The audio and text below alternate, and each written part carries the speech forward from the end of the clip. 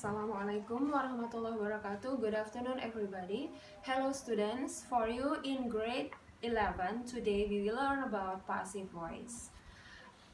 Anak-anak, untuk kalian yang di kelas 11, hari ini kita akan belajar tentang passive voice atau kalimat pasif. Why do we learn about passive voice today? Kenapa kita belajar tentang kalimat pasif hari ini?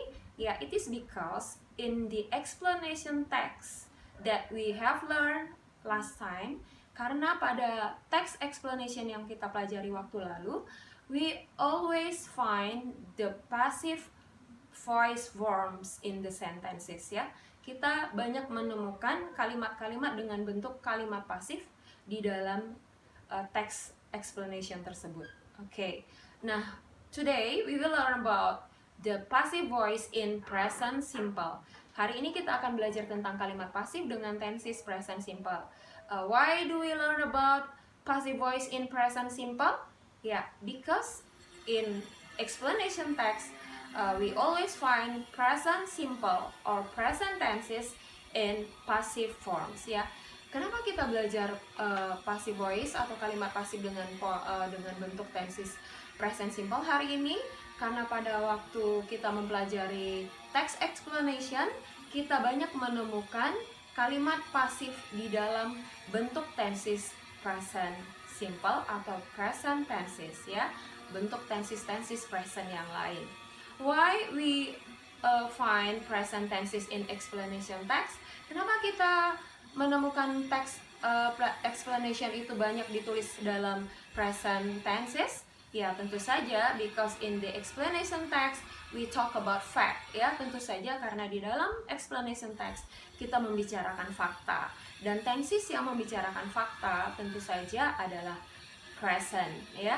Oke, let's go to the pattern. Mari kita ke polanya. Oke, anak-anak, today we learn about present simple in affirmative sentence. Hari ini kita akan mempelajari satu pola dulu, ya, supaya kalian lebih mudah memahami.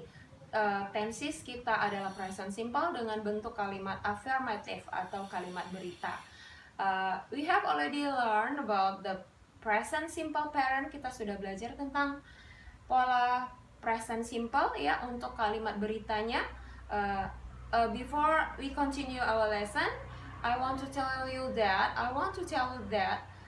sebelum kita melanjutkan pelajaran, saya ingin memberitahu kalian bahwa kalimat yang bisa diubah menjadi kalimat pasif adalah kalimat dengan pola SVO pattern, ya. Jadi pola SVO pattern yang bisa kita ubah ke kalimat pasif. Dari kalimat aktif kita ubah menjadi kalimat pasif, ya. But if you want to remember about the to be, you can see the SVC pattern. Kalau kalian ingin melihat to be-nya apa, kalian boleh melihat pola SVC pattern, because in SVC pattern we use to be, karena di dalam SVC pattern kita menggunakan to be. Oke, let's continue the lesson. Oke, ya. Sekarang kamu lihat kalimat aktif dalam bentuk afirmatif di present simple, ya. Diawali dengan subjek. Kamu sudah tahu bahwa subjek itu bisa noun, bisa pula pronoun, and then verb one atau infinitive, ya. Di dalam present simple ada sebuah note, ya, ada sebuah catatan bahwa apabila subjeknya he, she, it atau singular noun, kalau subjeknya itu he, she, it atau kata benda tunggal, maka verb one plus s or es, kata kerja harus ditambahi s atau es, ya. Kita sudah mempelajarinya beberapa waktu yang lalu, ya. I hope you remember. You can open your notebook, ya. Saya harap kamu ingat. Kamu boleh membuka buku catatan kamu. And then object and complement. Setelah itu objek dan complement. Nah, kamu bisa melihat kenapa kita tadi menyebutkan bahwa SVO pattern lah yang bisa kita pakai untuk merubah kalimat menjadi kalimat pasif, ya, karena akan ada pertukaran, ya. Pertukarannya itu seperti apa? Objek di kalimat aktif akan menjadi subjek di kalimat pasif. Lalu subjeknya menjadi objek. Jadi pada kalimat aktif dan pasif ada pertukaran subjek dan objek. Oke? Kemudian kalau kamu membentuk kalimat pasif, setelah subjek kamu harus meletakkan to be. To be-nya tentu saja disesuaikan dengan subjek. Jadi bukan subjek yang di kalimat aktif, tapi subjek yang kita bentuk dari objek di kalimat aktif ya. Jadi subjek yang baru yang berasal dari objek. Oke. Setelah objek kita letakkan menjadi subjek, kita letakkan to be yang sesuai. To be yang sesuai, jadi kalau ini I, maka to be-nya am. Kalau you, we, they, maka to be-nya are. Kalau he, she, it, to be-nya is. Kalau subjeknya itu noun, kata benda, lihat, kalau singular kita pakai to be-nya is.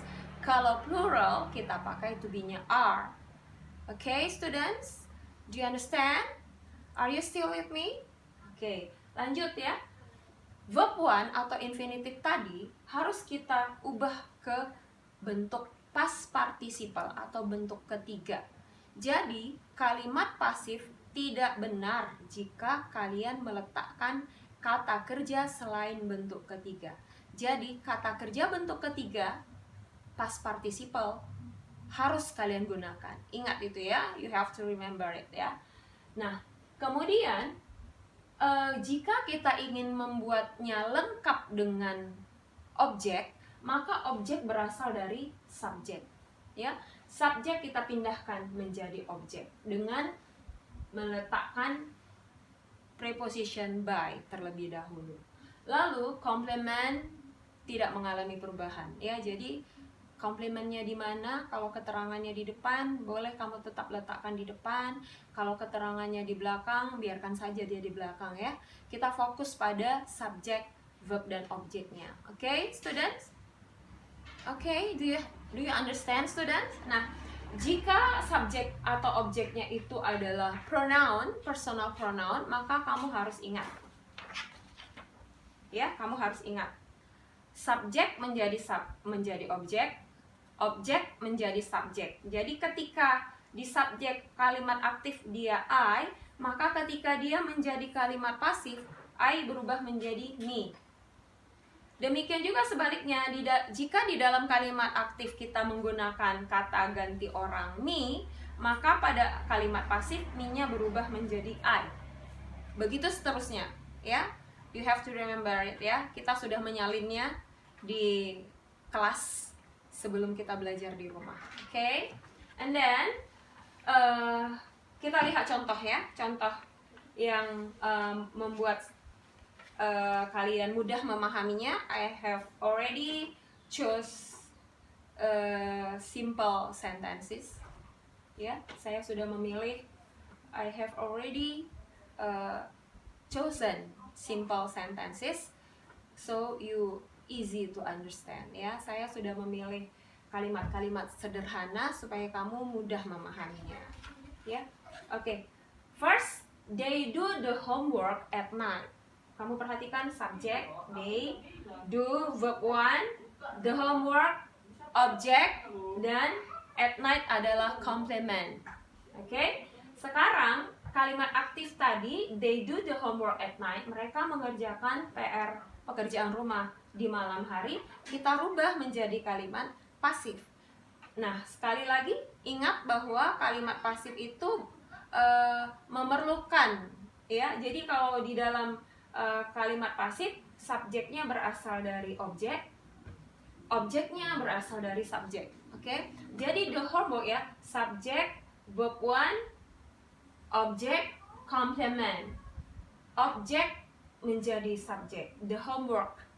Lalu setelah the homework, subjek yang baru kita letakkan di depan. Jangan lupa kita harus menggunakan to be. Karena bentuk homework adalah bentuk tunggal, maka to be-nya adalah is ya. Kalau jamak are. Karena ini tunggal, kita pakai is. Lalu do, ini tadi bentuk pertama, harus kita ubah ke bentuk ketiga. Dari infinitive harus menjadi past participle. Jadi do menjadi done. Kamu bisa melihatnya di daftar kata kerja ya. You can see in your verb ya, in your verb list.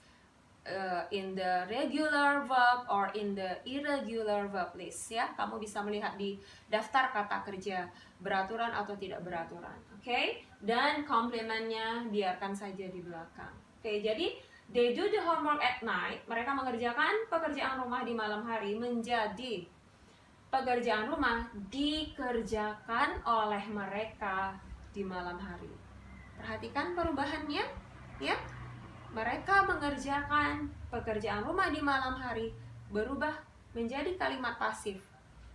Pekerjaan rumah dikerjakan oleh mereka di malam hari. Okay, and the second sentence is, pada kalimat kedua, we learn the lessons from home.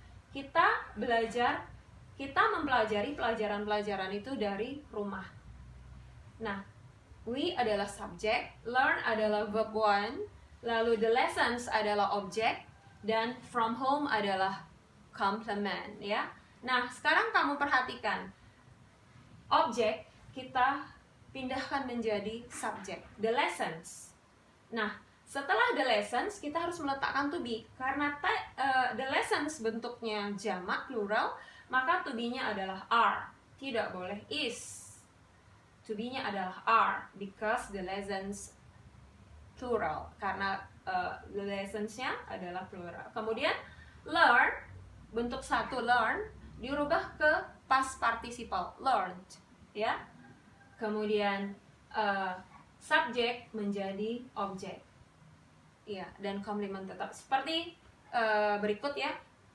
Kita mempelajari pelajaran-pelajaran dari rumah menjadi pelajaran-pelajaran dipelajari oleh kita dari rumah. Oke? Saya harap kalian memperhatikannya ya. You pay attention on this explanation, on this example. Ada dua contoh lagi saya buat. I call her every day. I call her every day. Saya menelponnya setiap hari. Setiap malam, every night ya. I call her every night. Saya menelponnya setiap malam. Menjadi her ya, subjek, verb 1, objek, complement. Objeknya pindah ke depan, her menjadi she ya. Kemudian letakkan to be yang sesuai karena she, to be-nya adalah is, lalu call-nya dibentuk menjadi past participle, menjadi called. Kemudian subjek menjadi objek. Ya. I call her every night menjadi she is called by me every night. Lanjut. Contoh yang terakhir, he invites me to his house. Dia mengundang saya ke rumahnya. Menjadi ini ya, subjek, verb 1, objek ya. Kemudian ini objeknya pindah ke depan menjadi I ya. Kemudian to be untuk I adalah am. Lalu invite dijadikan past participle menjadi invited ya. Kemudian objeknya berasal dari subjek ya. Jadi he invites me to his house menjadi I am invited by him to his house. Okay students, I think that's all for today. Itu saja dulu untuk hari ini. Learn at home, belajar di rumah ya. Pay attention to your lesson. Perhatikan pelajaran-pelajaranmu. You have to focus in it. Kamu harus fokus untuk pelajaran-pelajaran itu ya. Because we are so close to the semester test, kita begitu dekat untuk ujian semester. I wish you luck. Saya berharap kalian dalam keberuntungan. Stay home, tetap di rumah ya. Stay healthy, tetap sehat. And stay focused to your future, tetap fokus ke masa depan kamu. Okay, see you in next lesson. Sampai jumpa di pelajaran berikutnya. If you have any question, you can ask me in the comments or in WhatsApp group. or in inbox. Kalau kamu punya pertanyaan boleh bertanya di WhatsApp group, di comments, di inbox ya. See you later. Assalamualaikum warahmatullahi wabarakatuh. Good afternoon everybody.